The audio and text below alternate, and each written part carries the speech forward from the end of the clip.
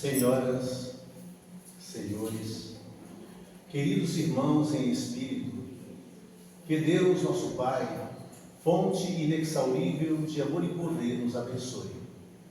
E que o nosso Mestre Jesus, o benfeitor incomparável de nossas vidas e amigo incondicional de todas as horas, nos envolva com a sua infinita e misericordiosa paz.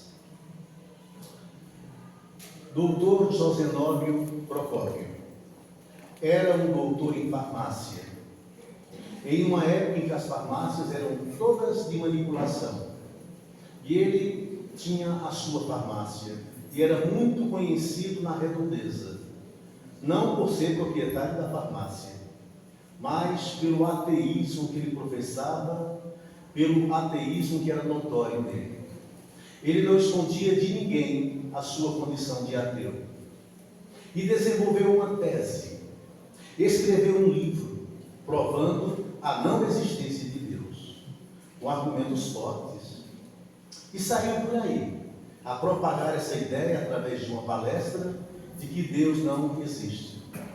E fazem, dos lugares onde o Dr. Josenóbio chegava, para fazer a palestra sobre a não existência de Deus, os lugares ficavam repletos de gente, para ouvir aquele homem eloquente de verbo fácil. Ele então desenvolvia sua tese, não sem antes fazer um desafio ao público. Ele dizia: provarei a vocês que Deus não existe, mas se tiver alguém na plateia que discorde de mim, por favor, venha até aqui à frente, a fim de que possamos debater. Silêncio absoluto, ninguém ousava debater com um homem daqueles.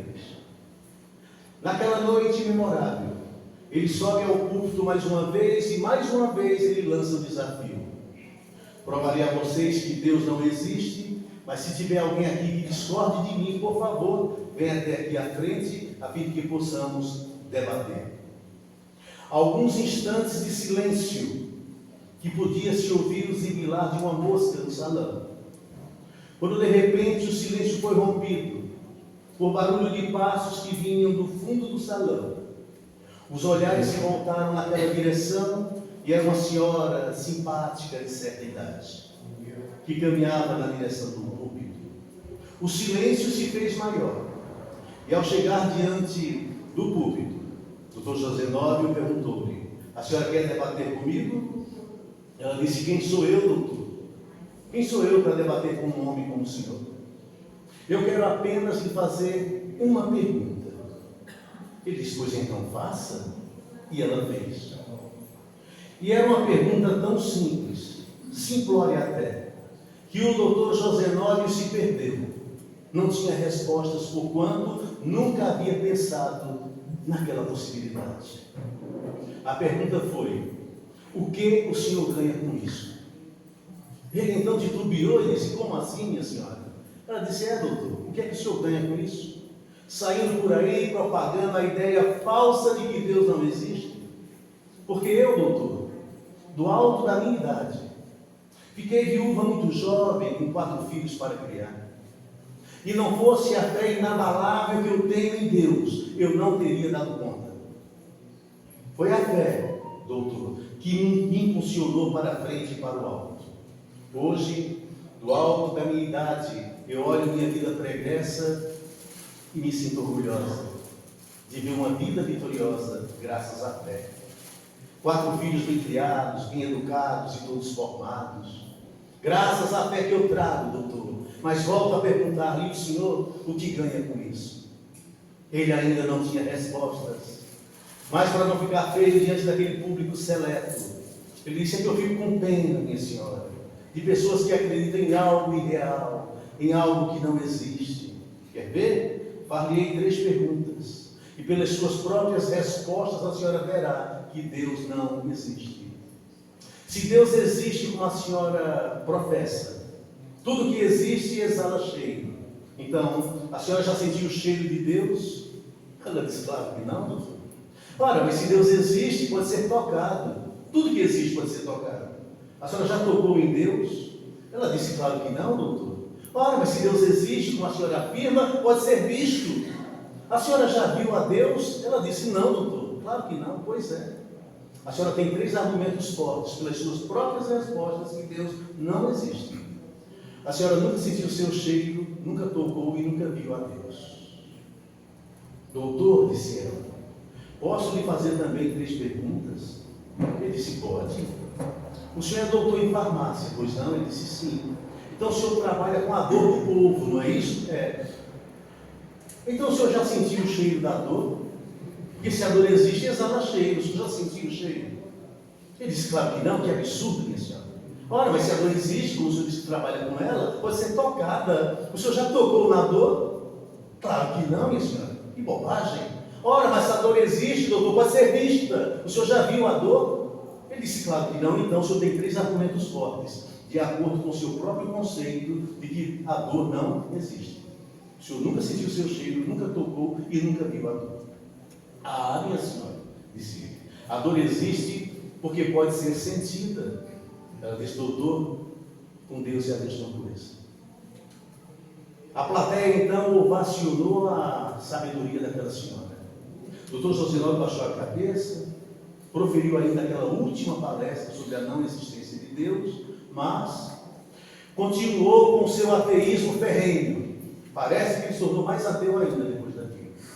Um dia, fechando as portas da sua farmácia de manipulação, porquanto ele tinha um compromisso importante que o aguardava, eis que ele foi abordado por uma menina, uma criança de 10, 12 anos, que lhe toca o paletó e lhe diz, doutor, havia essa receita para minha mãe, porque ela não pode ficar um dia sequer sem tomar esse remédio, sob pena de falecer. E por descuido nosso, da família, esquecemos de aviar o remédio a tempo, e não tem mais remédio em casa. Ela não pode ficar sem essa medicação. Ah, minha filha, disse, eu tenho um compromisso importante me aguardando. Estou fechando a farmácia. Ah, doutor, pelo amor de Deus. Eu disse, filho, esqueça esse negócio de Deus. Deus não existe. Mas eu, doutor José Nobre, eu vou fazer o remédio da sua mãe. Deus não existe. Ele era um homem bom. E é isso que importa para Deus. Deus não liga para quem acredita ou não nele. Sabiam disso? Porque isso é fruto da vaidade humana. É Jesualdo que quer ser acreditado. Deus é. Ele disse a Moisés, diga que eu sou, estou te enviando. Deus não se importa. Deus quer obras e ama indistintamente, tanto o ateu como o crente. Deus é. E o doutor José Nobre era um homem bom, cheio de obras. E é isso que importa. Ele então levantou novamente a porta da farmácia e entrou para aviar a medicação da menina. E na pressa, por quanto tinha um compromisso que o aguardava, ele preparou a medicação, entregou para a menina entregou a notinha amassada que trazia na mão e saiu correndo para levar o remédio à mãe. Ele se volta para guardar os princípios ativos que usou na fórmula. Quando estupefato, ele percebe que na pressa, porque a pressa é inimiga da perfeição, não é? Ele colocou naquela fórmula uma substância altamente letal, que se aquela mulher tomar aquele remédio, em poucos instantes ela entra em óbito, não tem saída. Ele então se desespera, porquanto, como eu disse, é um homem bom, e cai genuflexo de joelhos no meio da farmácia, chorando. Olha para cima e diz, eu sei que você não existe, mas tem muita gente por aí que acredita em você, então prove. Prove que você existe, não me deixando tornar um assassino mesmo contra a minha vontade. E naquele momento, uma mãozinha lhe toca o ombro e ele olha. E é a menina que agora chora copiosamente e ele pensa consigo, não deu tempo, a mãe já deve ter morrido. A menina então lhe diz chorosa, doutor, pelo amor de Deus, havia outro remédio para minha mãe, só que agora eu não tenho mais dinheiro para me pagar. Porque agora há pouco na pressa correndo eu tropecei, caí e o vidro quebrou. Ele então abraça com aquela menina, suas lágrimas se misturam. Ele fala, não se preocupe com o dinheiro, filho. Vou aviar o remédio da sua mãe com muito gosto, em nome de Deus. E aí sim, a partir daquele dia, o Dr. José Nobre passou a acreditar na existência de Deus. Porque é assim que Deus trabalha no universo todo, através dos seus prepostos, através do ápice da sua criação, que somos nós, encarnados ou os desencarnados. Somos nós, espíritos. Não há outra maneira de Deus se manifestar na Terra, senão através do próprio homem, encarnado ou desencarnado. Porque Deus é imaterial, difere de tudo que é matéria.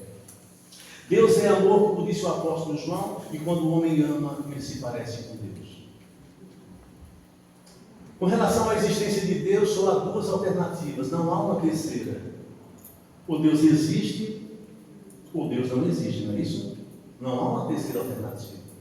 Se Deus não existe, como provar o sincronismo, a inteligência que percebemos no universo? Até Einstein, a ciência estabelecia que esse universo físico se explica por si só. Einstein desenvolve um estudo, desenvolve uma tese e afirma: esse universo físico não se explica por si só. Há um universo paralelo a esse, que explica e justifica esse visível que o telescópio nos mostra. Olha. Então eu lembrei do mundo das ideias de Platão, do mundo espiritual da doutrina espírita, do mundo causal, que é esse mundo paralelo que justifica e explica esse. Toda religião professa a existência de Deus. Tanto é que o verbo religare, religião vem desse verbo que significa religar criatura ao Criador. Não há religião sem a crença em Deus. Só o ateísmo não acredita em Deus. Mas ainda o ateísmo é fruto da vaidade humana, sabia disso? É o homem que se julga muito superior, não acredita em nada superior a ele. É fruto da vaidade. Mas é só da boca para fora. O ateísmo é da boca para fora.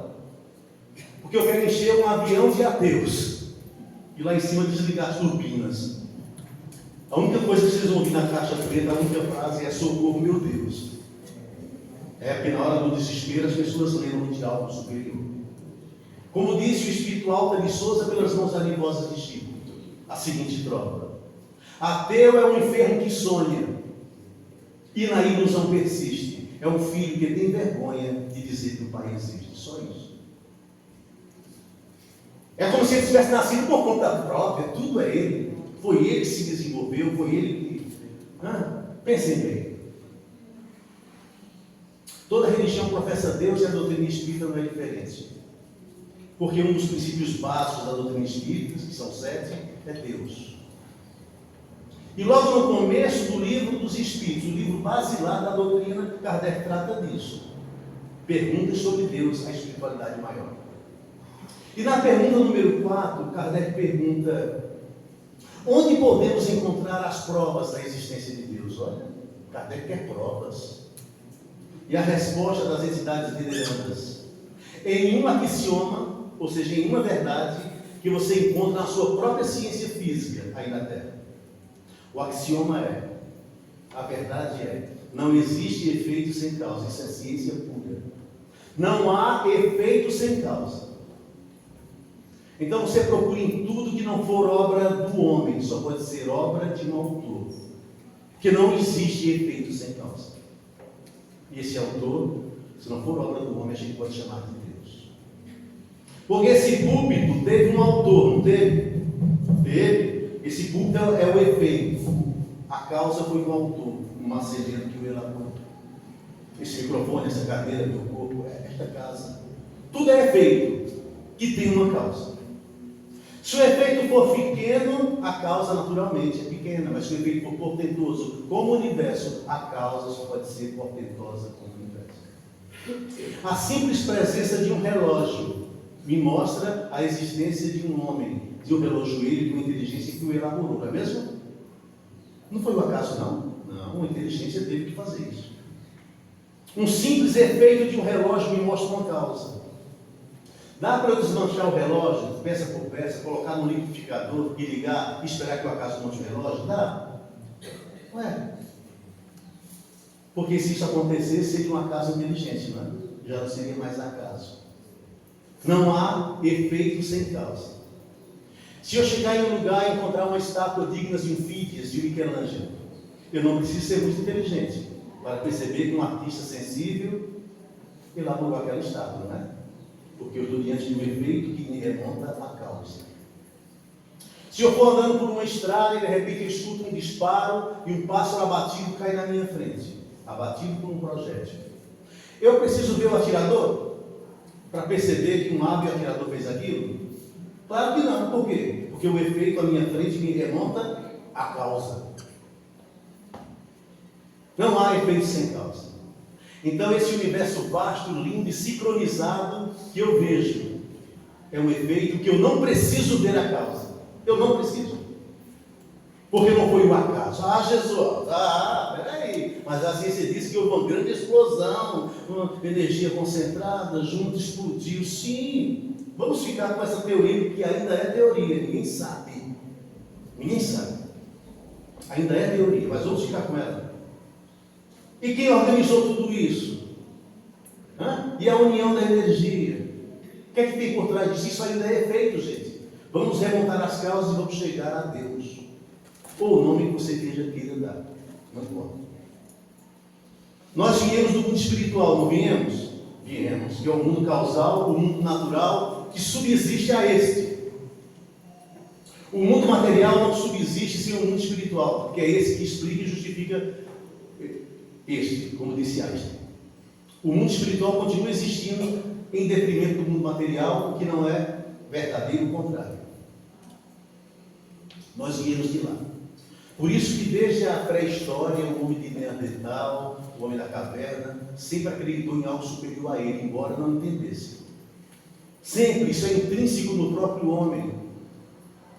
Deus trovão, Deus raio, Deus tempestade, se ornava uma árvore, se enfeitava uma árvore e se reverenciava a árvore como se fosse um Deus. O homem sempre trouxe isso com ele, essa crença. As crianças de hoje, que são mais inteligentes que as crianças do passado, vêm do mundo espiritual, têm uma relação estreita até os 7 anos com o mundo espiritual, sabem da existência de Deus.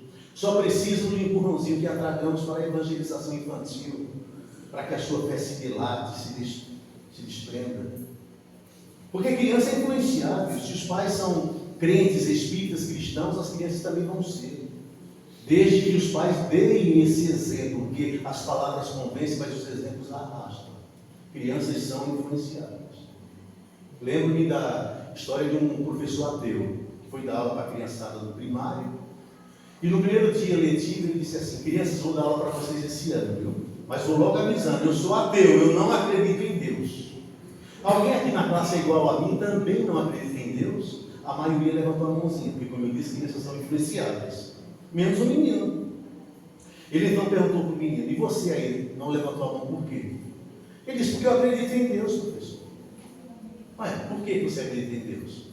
Ele disse: porque minha mãe acredita em Deus, logo eu também acredito em Deus. Meu pai acredita em Deus, professor, logo eu também acredito em Deus. Ele disse: essa é a resposta mais boba que eu já ouvi. Porque se sua mãe fosse uma idiota e o seu pai fosse um idiota, você seria o quê? Ele disse: aí eu seria ateu, professor. Ele perguntou. O problema é que a gente tenta definir Deus. Tenta ou não tenta? Tenta. A gente precisa de algo palpável. O homem só acredita nisso, ele tenta definir.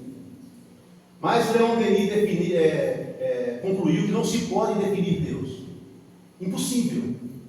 Porque definir é limitar, é circunscrever. Isso seria quase negado. Eu posso definir esse livro, eu posso definir essa cadeira, eu posso definir esse microfone, essa casa. Porque definir é limitar, é circunscrever. Isso seria quase negar a Deus. Mas a gente precisa.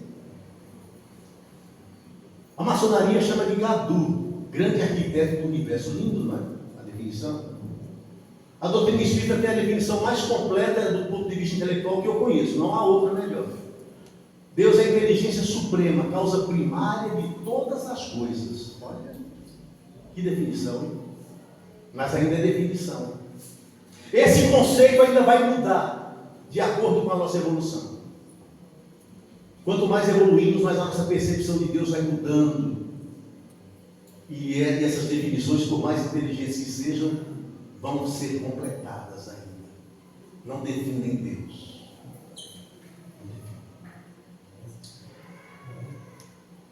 Santo Agostinho, que era um devasso, um homem sensual, viciado, antes de se converter e se transformar num dos pais da igreja.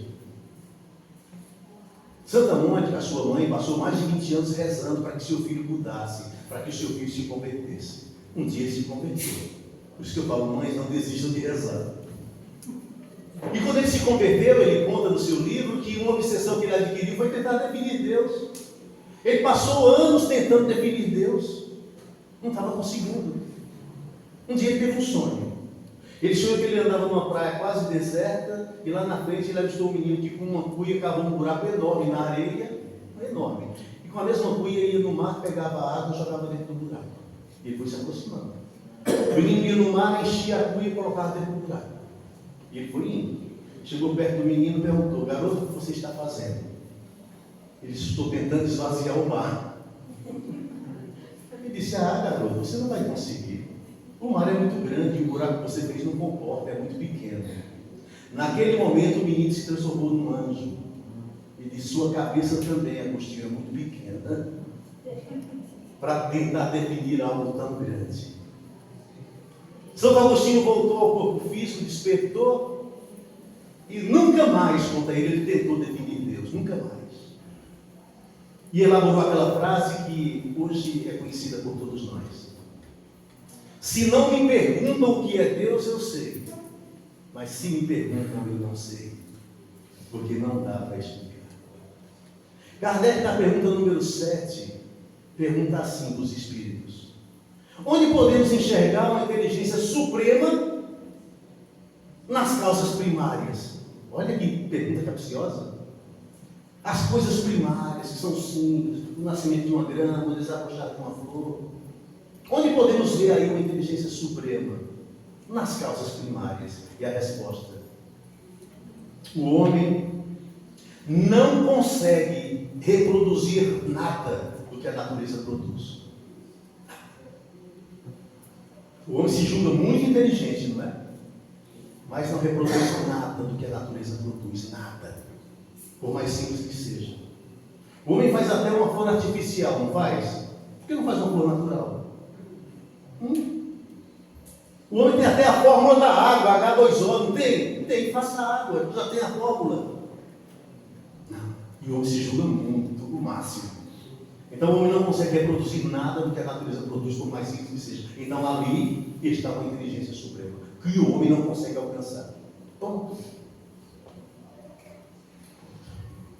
A questão, meus amados, é que parece que Deus sumiu, porque Ele é invisível, diferente do que a matéria, não se estuda em laboratório. E eu vou dar uma definição importante para vocês. O corpo físico de vocês é material. Vocês têm um perispírito, que é um corpo semimaterial que liga vocês, espíritos, ao corpo físico, não tem? Que ainda é matéria. Mas vocês, espíritos, não são matéria, é um clarão, uma chama, uma centelha, como diz os espíritos, pergunta 88. Inteligência. Inteligência é matéria? Não. O pensamento é. Pensamento é matéria, que forma o perispírito, mas inteligência não. Vocês são imateriais também, vivendo experiências materiais. Então, parece às vezes que Deus sumiu, e é isso que gera às vezes o ateísmo, que a gente não consegue definir, a gente não entende. A gente não entende.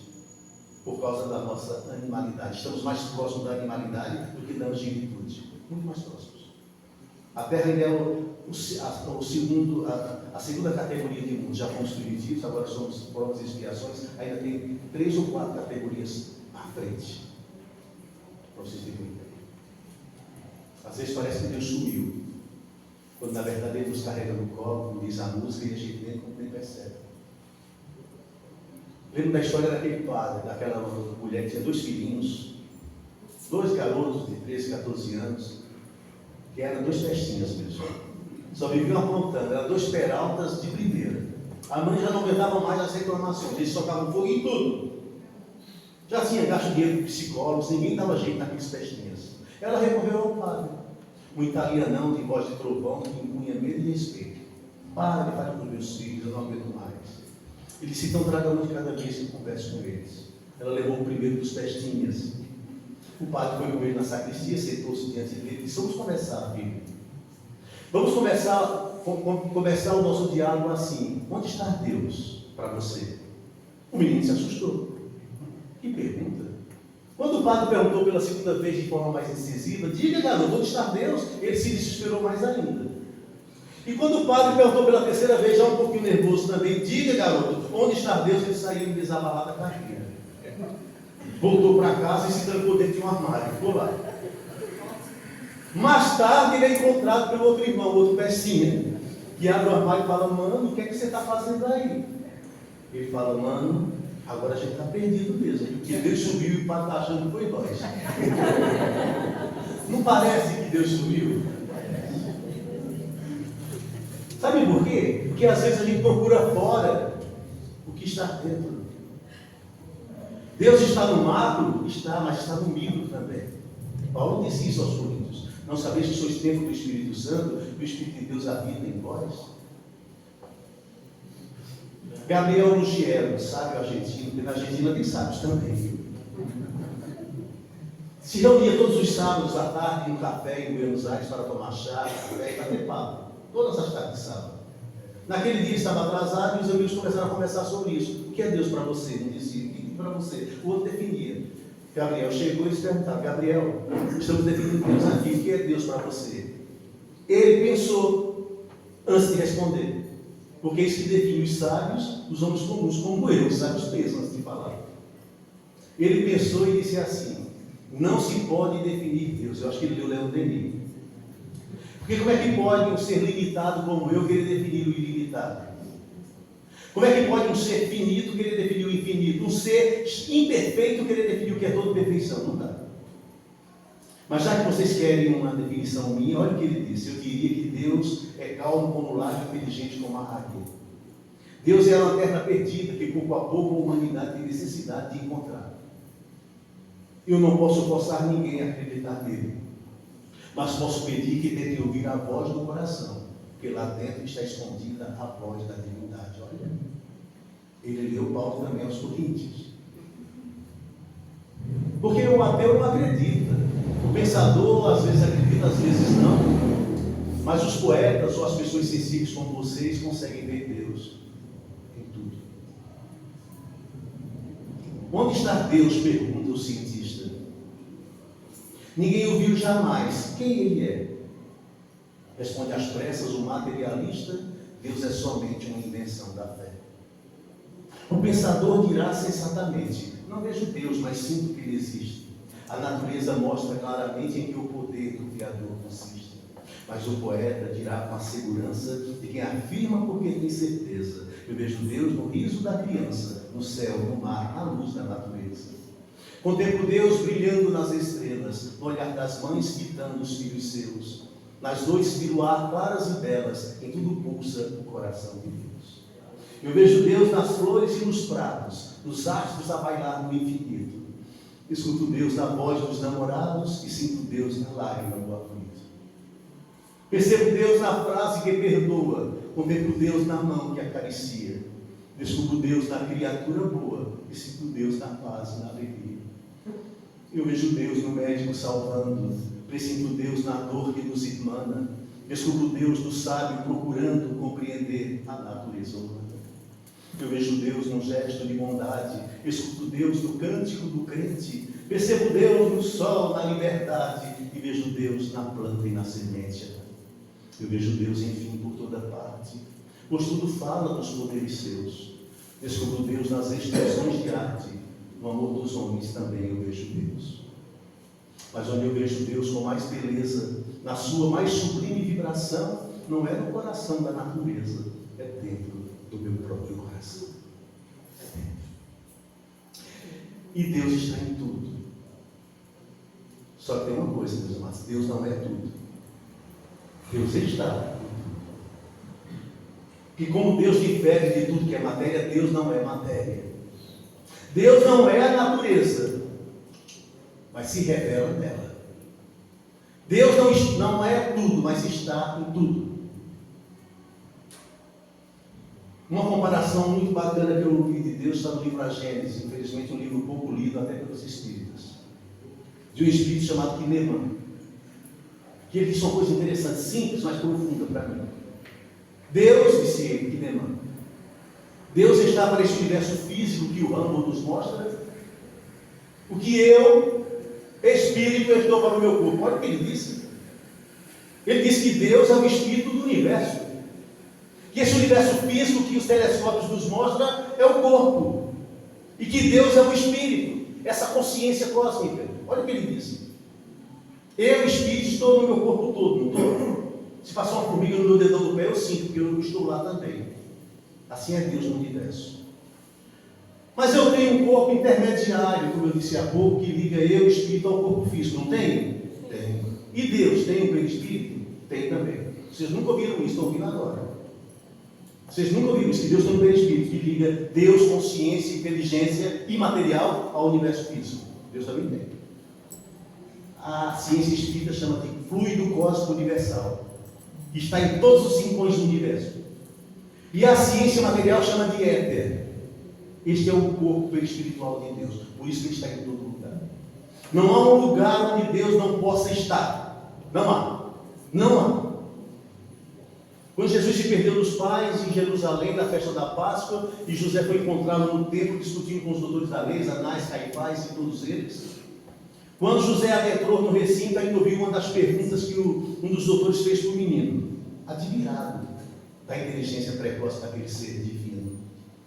A pergunta foi: criança, diga onde está Deus, que eu lhe dou um presente. A resposta do menino: não. Diga-me onde ele não está, que eu lhe dou dois. Não há lugar onde Deus não possa estar, mas faz provar a existência do que a não existência de Deus. De Deus.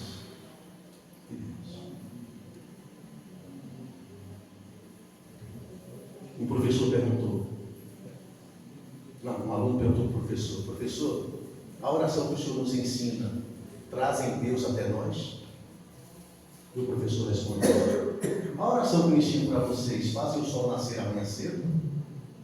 O aluno disse: claro que não, o sol vai nascer de qualquer jeito, obedecendo ao movimento de rotação da Terra. Isso é a mesma coisa. A oração que eu ensino para vocês não trazem Deus até vocês, Deus já envolve vocês. O garoto disse: então não precisa a gente rezar, já que Deus me envolve, né? Isso é verdade. O sol nasce todos os dias, independente de oração. Mas se você não acordar cedo, você nunca vai ver o nascer do sol. Então, meu filho, o horário é o levantar cedo. Olha, que nos coloque em comunhão com Deus. Uma vez os amigos do Chico perguntaram: Chico, qual é a oração que Deus ouve mais? Porque cada um tem uma definição, né? É a mais longa, é a mais curta, é a mais simples, é a mais complexa, é a decorada, é a espontânea. Qual é a oração que Deus ouve mais? E Chico pensou um pouco, porque é isso que define os sábios dos homens comuns como eu. Os sábios pensam antes de falar. Chico pensou e disse assim: a oração que Deus ouve mais é aquela que sai do coração. Porque quando as palavras saem do coração e a gente grita: socorro, meu Deus, antes das palavras chegarem ao céu, o céu desce na terra para nos socorrer. Por isso que Deus ouviu a oração do ateu da história inicial que eu contei. Porque as palavras saíram do coração. Isso é oração. Não palavras soltas ao vento, mas uma energia que vem do coração, um sentimento que se expande, um perispírito que se dilata, e você entra em comunhão com Deus, com o Altíssimo. É assim que se ora. A fé é muito importante. Eu disse que não era importante para Deus, não é mesmo. Mas a fé é extremamente importante para quem a tem. Por isso que eu sinto pena das pessoas que não têm fé. Porque não tem perspectiva, não tem esperança, não tem consolação. Que vida triste de uma pessoa sem fé. Eu sinto pena, que como a história que eu contei no começo, e a mulher disse que a fé é uma mola que nos impulsiona para a frente e para o alto. O livro Evangelho do Espiritismo fala da tal fé humana e fé divina. Jesus condenava a pouca fé dos apóstolos. Não condenava? Condenava. Quantas vezes ele disse: ó homens de pouca fé, até quando eu vou estar convosco? Então Jesus nunca disse, como vocês já ouviram: se tiverdes fé do tamanho de um grão de mostarda. Jamais Jesus diria isso. Porque o grão de mostarda é o menor grão que existe. Jesus condenava a pouca fé. Mas como ele disse, Jesus, ele disse assim, está no original, no hebraico: Se tiverdes fé como um grão de mostarda, é diferente. Não é do tamanho, é como. Porque embora seja a menor semente, se transforma numa árvore muito grande. Então a nossa fé tem que ter as potencialidades de um grão de mostarda. É como, não é do tamanho. Vai crescer. Paulo disse aos Hebreus capítulo 11: a fé é a certeza de coisas que estão por vir, a convicção de fatos que não se vê. Pela fé os antigos foram justificados, de modo que viemos a entender que o que é visível veio a existir do que é invisível. Olha, física quântica no Evangelho. O materialismo vai morrer por falta de matéria, porque é tudo energia condensada, não há matéria. Então a fé é importante para quem a tem. E aquela mulher tinha muita fé, era uma mulher crente, fervorosa, mas estava passando privações, provações, dificuldades, fome. Os amigos compadecidos fizeram uma vaquinha, juntaram um montante de dinheiro e um foi encarregado de levar para ela. Um dos amigos brincalhão disse assim: aquela mulher tem muita fé. Se quem for levar o dinheiro falar que foi o diabo que mandou, ela não vai aceitar. O outro disse: vai, porque o instinto fala mais alto, ela está com fome. Não, vai. Fizeram apostas. E o encarregado de levar o dinheiro foi incumbido de dizer que foi o diabo que mandou, para ver se ela ia aceitar. Ele chega lá, toca a campainha, a senhora vem abrir, aquece, a magrinha de fome, dinheiro. Minha senhora, mandaram esse montante de dinheiro para a senhora. Ai, meu filho, que bom, estou mesmo precisando. Vai lá e pega o dinheiro e vai lá. Ele fala: peraí, minha senhora, a senhora não quer saber quem mandou, não? Ela disse: é mesmo, né, filho? Que falta de educação a minha. Quem mandou? Ele disse: foi o diabo. Quem mandou esse dinheiro para a senhora foi o diabo. Ela fala: tá bom, muito obrigado. E vai entrando. Ele fala: peraí, a senhora vai aceitar assim mesmo? Ela disse: vou, porque quando Deus quer, até o diabo ajuda. Assim, isso que é fé. Como diz Paulo Coelho, o universo conspira ao nosso favor, embora não entendamos assim. Embora não entendamos assim. Paulo escreve aos Coríntios: tudo concorre para o bem daqueles que amam a Deus. Não é quase tudo não, hein, gente? Está escrito tudo. A guerra lá na Oriente Médio concorre para o bem, concorre. Planeta de transição, passando por essa turbulência, ainda é importante que o escândalo aconteça, mas sai daquele que foi o promotor do escândalo. E Deus se utiliza do escândalo também para ajustar tudo. Tudo concorre para o bem, embora não entendamos assim.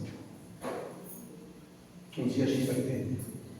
Na pergunta 10, que Kardec pergunta assim: o homem pode entender a natureza íntima de Deus? Olha, a resposta é não, porque eles faltam sentido. E eu vi qual era o sentido na resposta da pergunta seguinte, da 11. Quando Kardec fala: um dia o homem pode penetrar nos mistérios da divindade? A resposta é sim, quando os seus sentidos não estiverem mais obscurecidos pelo materialismo. Pelas imperfeições você pode perdê-los, entender seu pensamento. Olha, Jesus, que venceu tudo que é matéria e hoje perdeu face a face, entende seu pensamento e nos transmite. E disse: um dia podereis fazer o que eu faço e muito mais, se quiseres. Então o sentido que nos falta é o espiritual. A gente deixa em segundo plano. Porque os 5 sentidos físicos, que coloca eu e o espírito como um mundo material, visão, tato, audição, paladar, olfato, dá sensação de prazer, não dá? Isso me ilude. É a porta larga. Eu dou muito valor aos sentidos físicos, em detrimento do sentido espiritual. E é o que vai ficar. Sabe esses sentidos físicos? Vão desaparecer com a morte do corpo físico.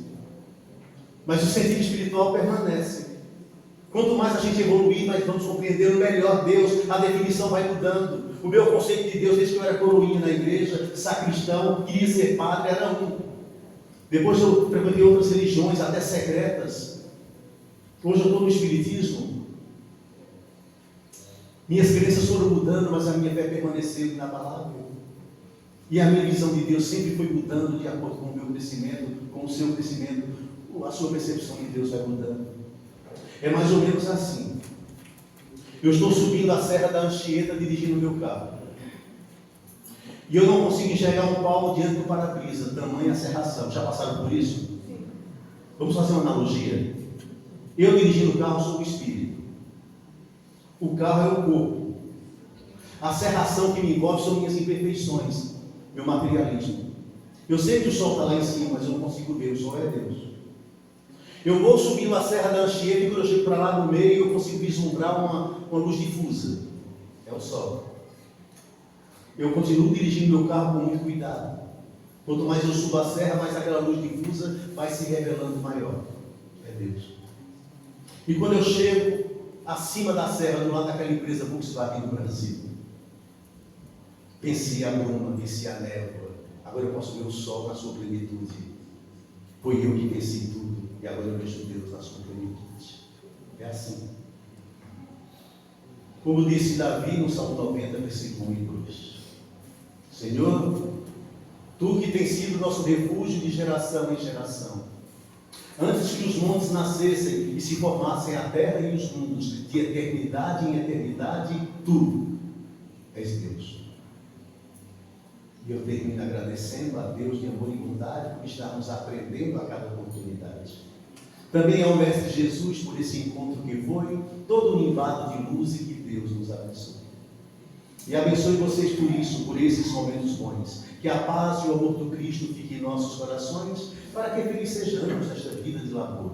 E que em nós desenvolvamos a sabedoria e o amor. E que estas duas asas, da sabedoria e do amor, nos façam ser felizes de encontro ao Criador.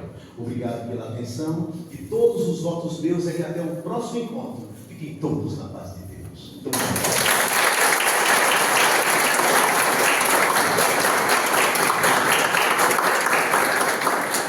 Meus amados, esse é o meu novo livro.